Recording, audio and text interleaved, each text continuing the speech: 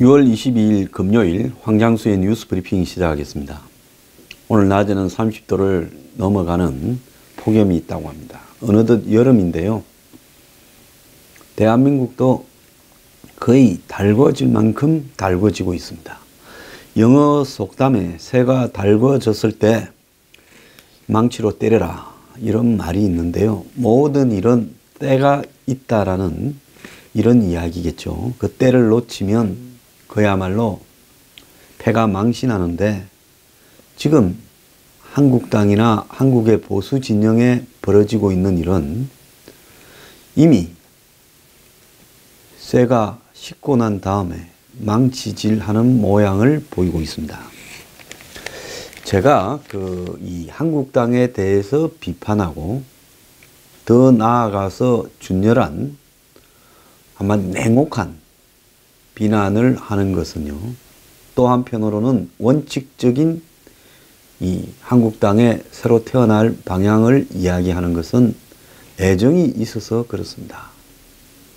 이 애정이라는 것은 한국당이라는 당 자체나 그 당의 사람들에 대한 애정이 아니라 누군가는 정치에 있어서 보수의 끈을 잡고 결국 현실 정치가 현실을 바꾸는데 가장 강력한 힘을 가지고 있으니까 총선에서 이기고 대선에서 이겨서 이 지긋지긋한 문 정권의 독선과 오만과 좌경화를 끝내달라.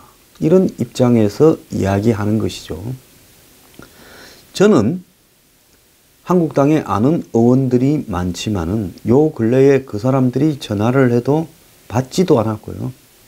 일체 만나지도 않고 접촉을 하지 않습니다. 왜냐?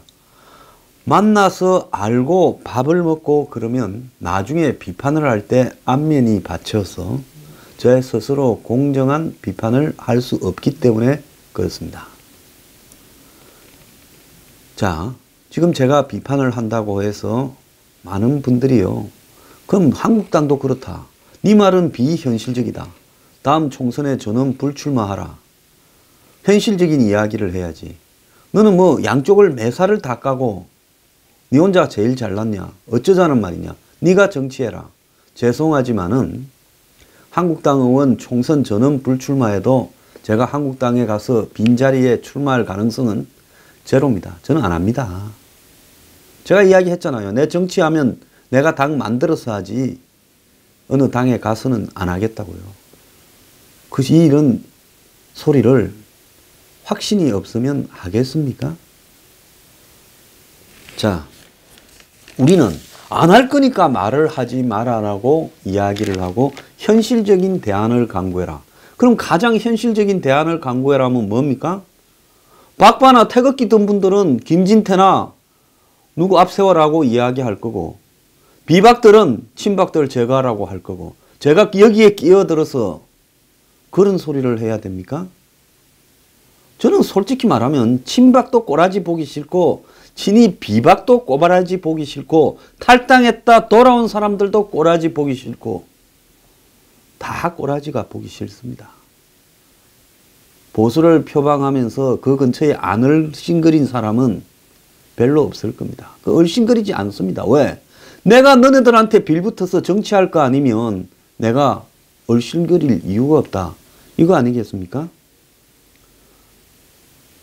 자, 제가 오늘 이 금요 칼럼에서 말을 하고 싶은 부분은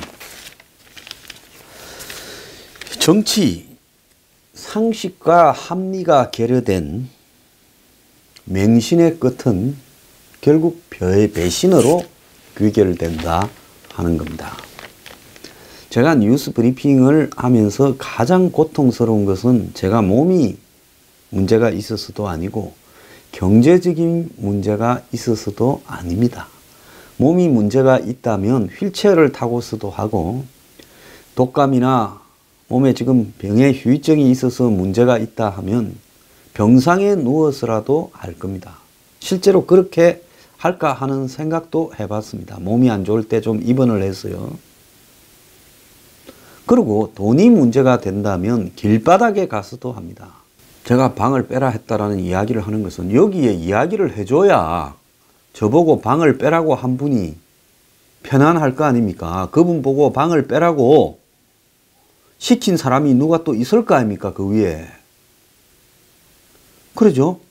근데 제가 빨리 가야 되는데 이 방송을 하다 보니 스튜디오고 뭐고 그 다음에 별별 특강을 하다 보니 강연장이고 이런 게 필요하기 때문에 그런 모든 수요에 딱 맞아 떨어지는 부분들을 찾기도 어렵고 또 이사를 하려면 방송을 중단하는 사태도 벌어지기 때문에 고민이 있어서 제가 9월 초까지는 하늘이 두 쪽 나도 이사를 가겠다 하고 지금 여러 고민을 하고 있습니다.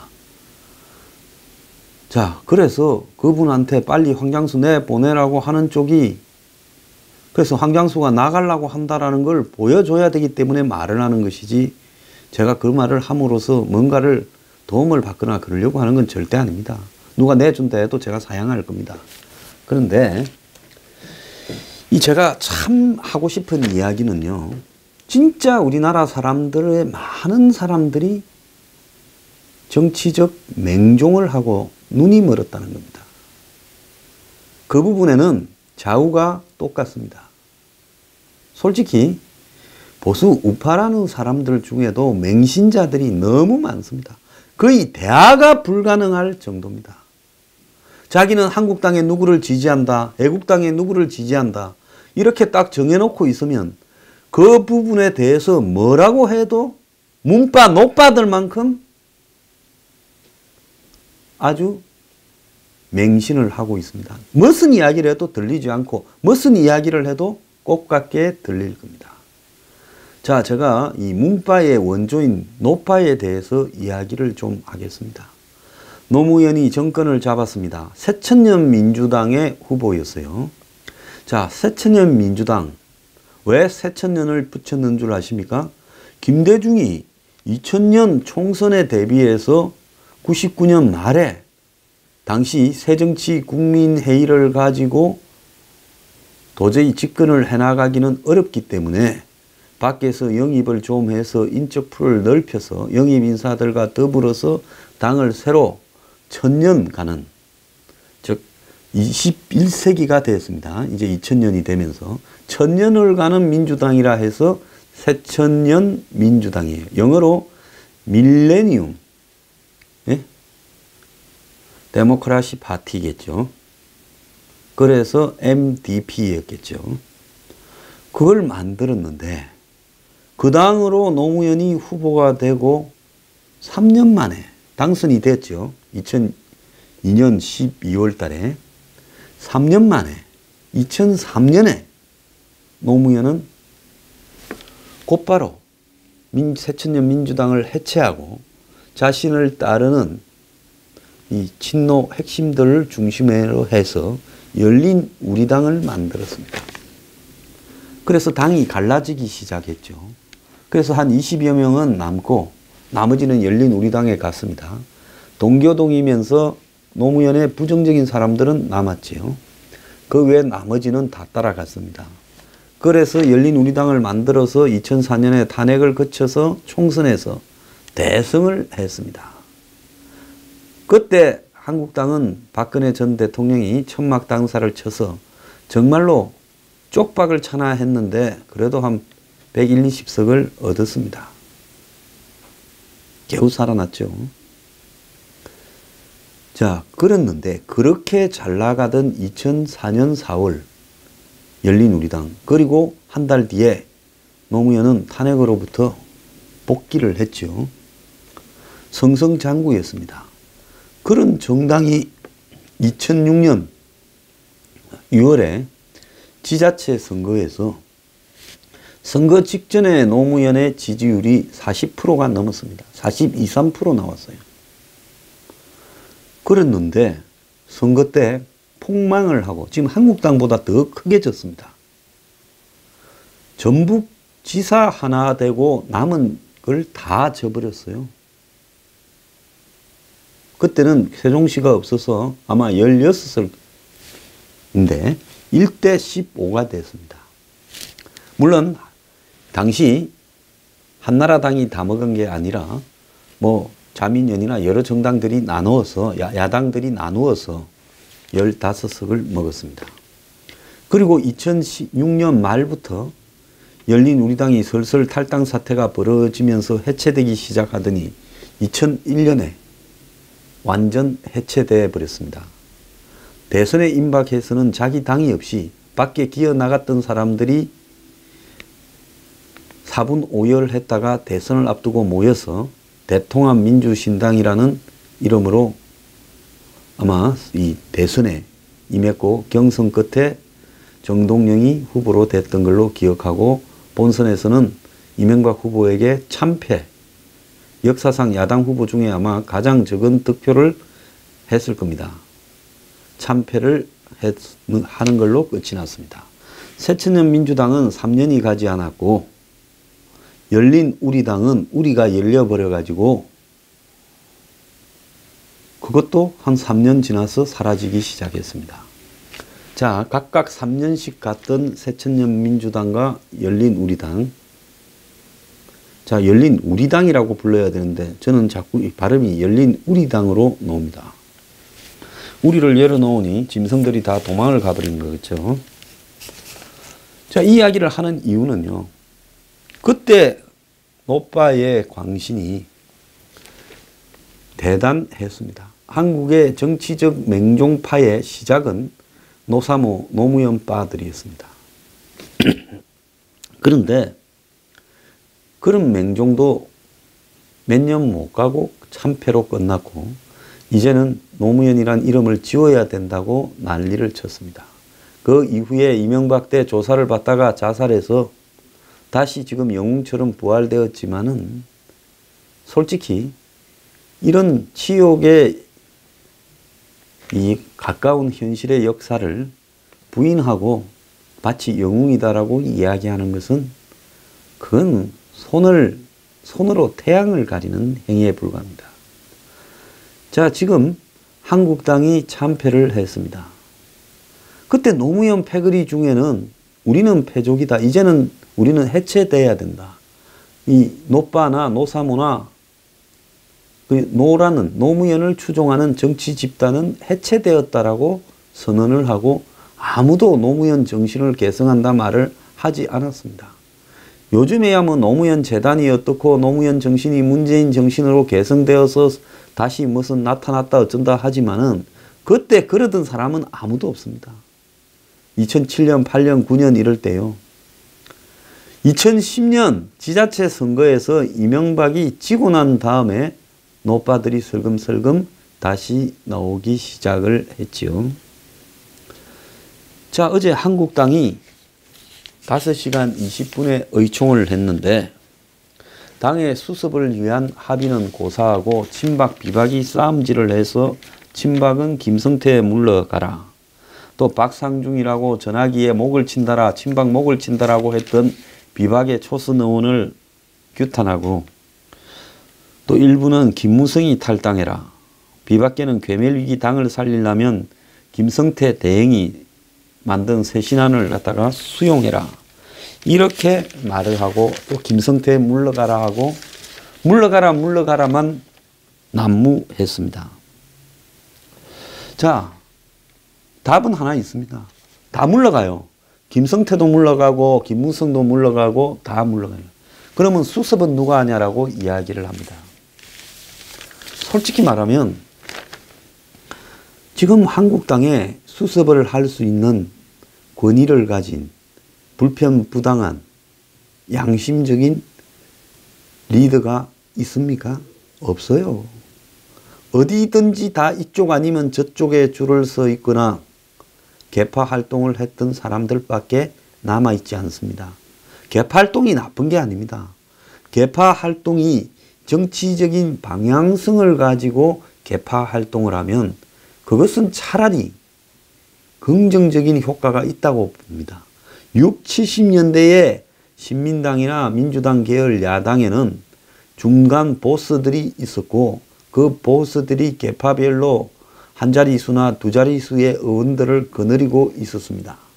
그래서 당시 민주당이나 신민당에는 개파가 많았습니다. YS계, DJ계부터 시작해서 유치송계 무슨 해서 온갖 개파가 다 있었어요. 그래서 당내에 주요 계파만 한 7개, 8개 이렇게 있었고 그 계파 보스들이 온건파냐 강경파냐 대여투쟁에 있어서 가지고 싸우면서 강목 싸움도 하고 지저분한 일도 있었지만은 전반적으로 이 엄혹한 현실에서 야당으로 하여금 이 정권과 싸울 수 있고 또 어떤 가치를 추구하게 한 원동력도 되었습니다. 그때 가졌던 정치에 대한 열정들이 지금 있다면 한국 현실 정치가 그때보다는 훨씬 나았을 거라고 저는 생각을 합니다. 그런데 지금 한국당에 벌어지고 있는 계파 싸움은 어느 쪽에 서서 공천을 다음에 다시 받고 정치를 안전하게 하는가 하는 문제이지 친박 비박이 정치적 투쟁 방법론이나 정치적 정책에 있어서 가치의 차이를 낳고 있지 않다라는 점에서 둘 다 무슨 가치를 가지고 싸우는 건 하나도 없어요. 박근혜 살리자, 박근혜를 규탄한다, 이게 가치입니까? 솔직히 이젠 역사로 보내야 돼요. 그건 가치에 속하는 일이 아닙니다. 자, 이렇게 되어 있고 그 다음에 당내의 싸움에 따라서 이제 당 밖에도 추종자들이 형성되어서 떠들고 있습니다. 누구로 해야 되니 누구로 해야 되니.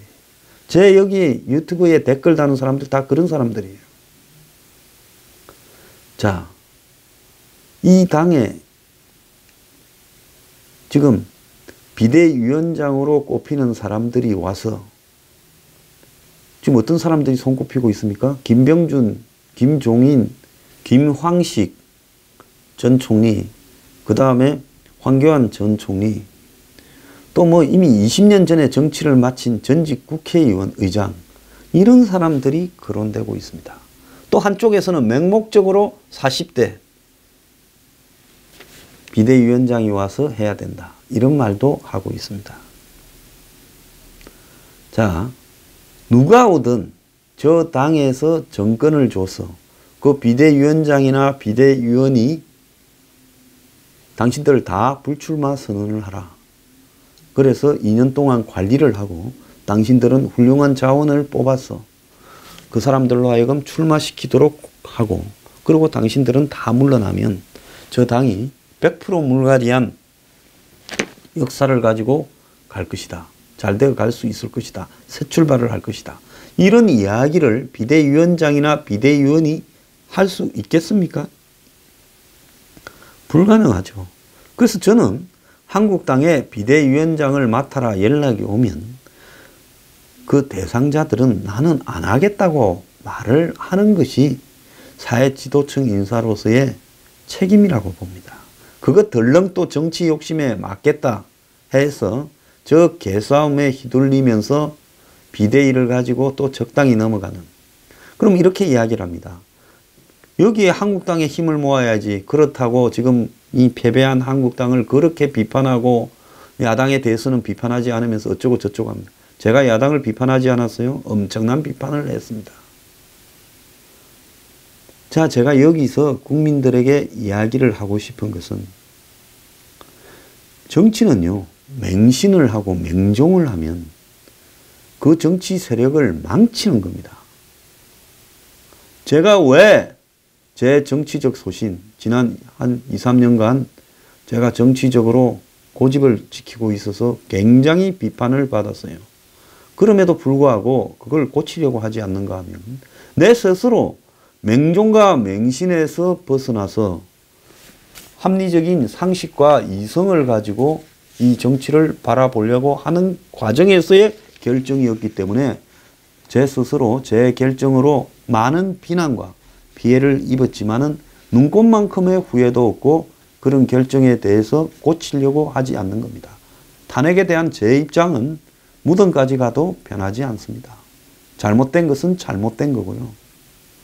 탄핵 때문에 지금 사태가 이래 된 게 아니라 그런 탄핵 사태를 불러오지 말고 정치를 똑바로 했으면 지금 이런 문재인의 친북 종북 세상이 오지 않았다라는 겁니다. 선후관계를 그렇게 적당히 둘러대서 말하지 말기를 바랍니다. 자, 정치가 어렵다고 해서요. 어려울수록 보면 막장으로 갈수록 이 미친 광신도들이 나타납니다. 이걸로 미치고 저걸로 미치고 나타나고요.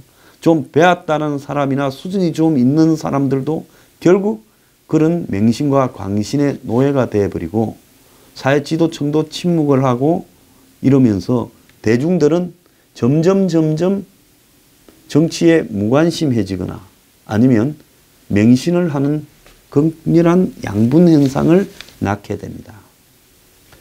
민주주의는요, 촛불을 직접 민주주의라고 문재인이나 지금 좌파 패거리들이 이야기하는 데서 나오는 것이 아니라요. 상식과 이성을 가지고 세상을 바라보려는 노력을 하는 사람에 의해서 민주주의는 발전을 하는 겁니다. 그냥 대가리수 하나씩 세워서 사람 100명 있으면 그것이 다 100분의 1씩의 민주주의다. 절대 아닙니다. 자, 촛불 들고 나가자. 왜 촛불을 드는가 아니라 전체가 다 드는 것 같으니까 나도 들어야 되겠다고 지난 1년 반 전에 촛불 시위할 때 다 기어나갔습니다.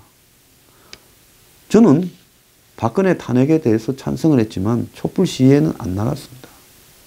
왜? 제도와 시스템에 의해서 되어가야 되는 것이지 저런 식으로 길거리로 몰려가서 해서는 안 된다는 부분에 대한 제 확신입니다. 그 전에 있었던 광우병이나 미군 장갑차 사건이나 전부 길거리로 몰려가서 촛불을 들어서 민주주의가 발전한 게 아니라 한마디로 사회적 왜곡이 더 심화되었다고 생각합니다. 지금 문재인은 직접 민주주의 촛불 댓글을 이야기했습니다. 그래서 댓글의 결과는 드루킹이고 촛불의 결과는 뭡니까? 또 다른 엄청난 문바라는 괴물을 낳고 있는 겁니다. 그러지 않습니까?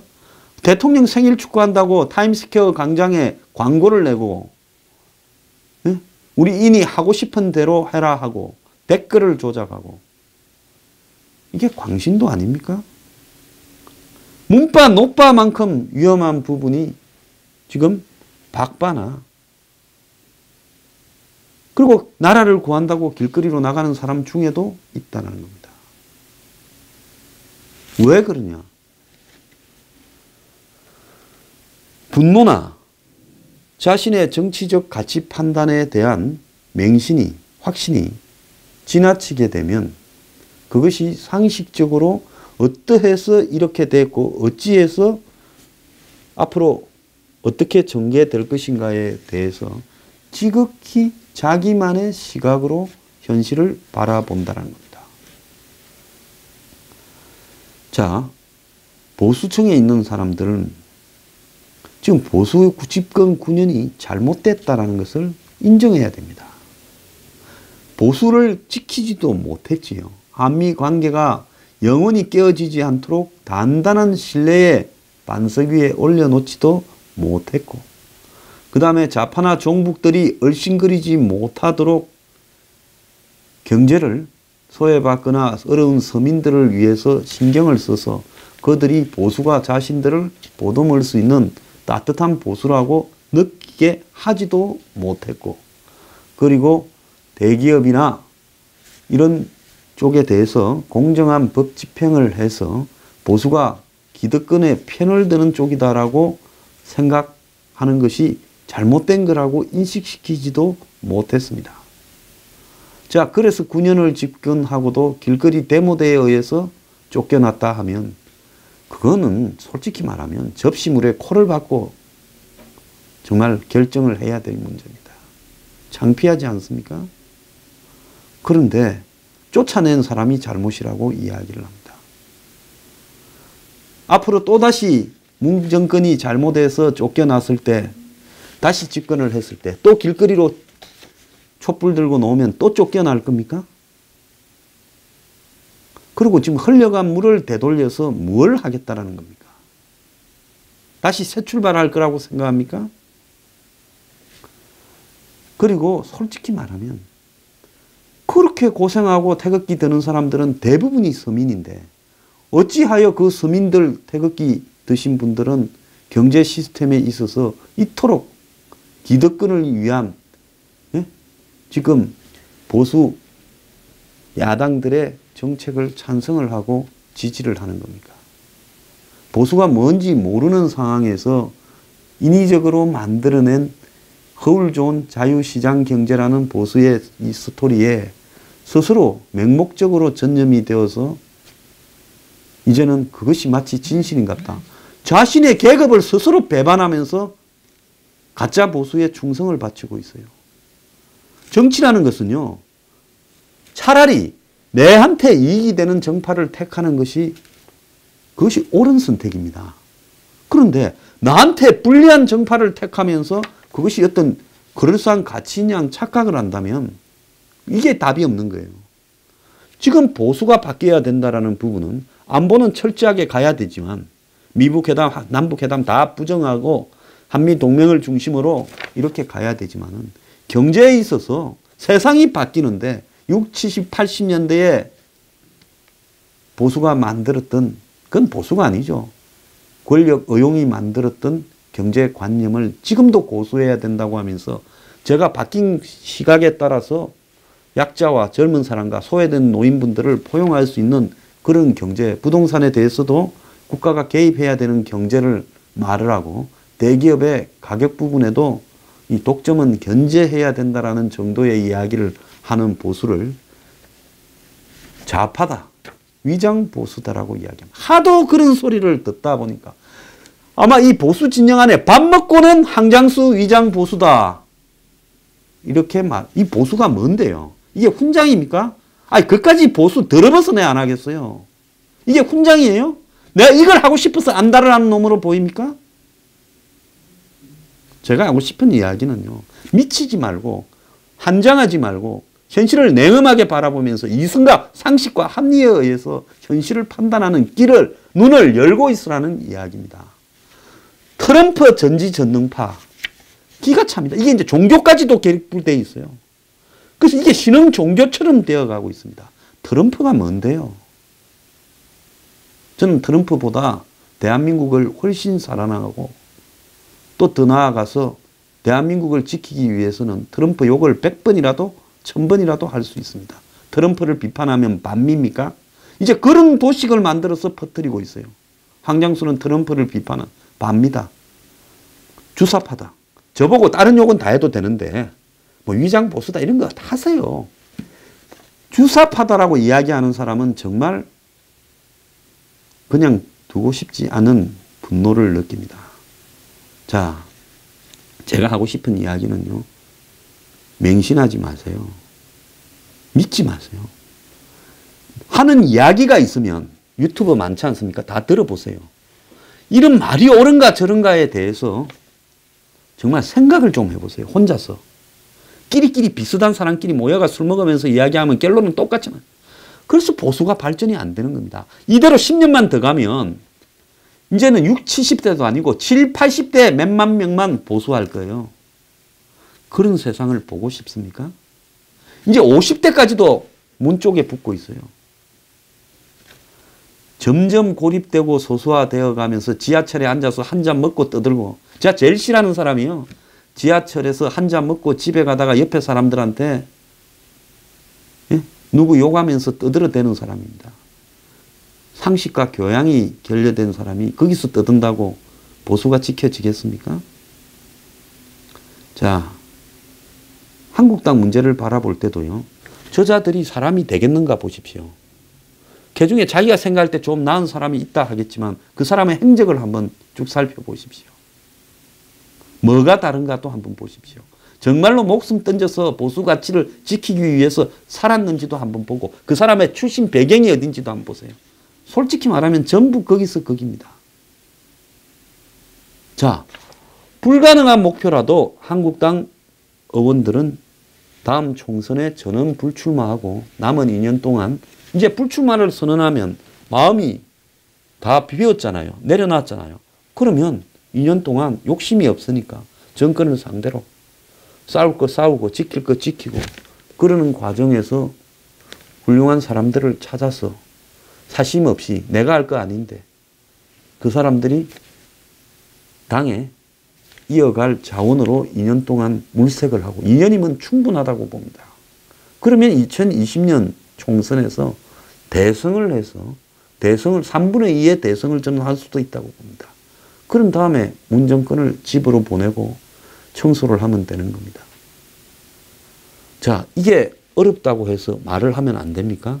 자, 그러면 제가 현실에서 친박한테 붙어서 이야기를 해야 됩니까? 비박한테 붙어서 이야기를 해야 됩니까? 안 그러면 비대위원장 거론되는 사람 중에 내가 누구하고 좀 가까우니까 누구 하는 게 좋다고 그 썩은 평론가들처럼 이야기해야 됩니까? 전부 그만두라 해야 그래도 일부라도 그만둔다고 할 거고 그것이 또 도미노 현상이라도 엮으면서 그래도 다수의 한국당 의원들이 그만두게 되는 현상이 나타나면서 자기가 그만둘 때는 그야말로 마음을 내려놨으니까 기성에 살아남으려고 진짜 이전 투구를 벌이는 지도부에 대해서도 비판을 하고 그러면서 이 썩은 지도부는 빠지고 그래서 조금이라도 나아질 거 아닙니까?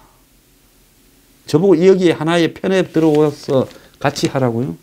그리고 다 빈 자리에 니 들어가려고 그러냐? 미안합니다. 하지만 안 합니다. 할 것 같으면 이런 소리 안 하고 가만히 있죠. 원론적인 소리 같은 소리 하죠. 자, 이 방송 들어주는 시청자분들요. 노빠 문빠 욕하는데 자기 스스로가 노빠 문빠가 되어가고 있는 거 아니냐. 나도 맹신하는 추종자가 되면서 한마디로 합리성과 이성을 결여해서 결국 그들처럼 나도 되어가는 거 아니냐. 이런 식으로 되면 맹신의 끝은 정치에 의한 배신을 느끼는 것밖에 없습니다. 그 배신은 매우 씁쓸할 거라고 봐요.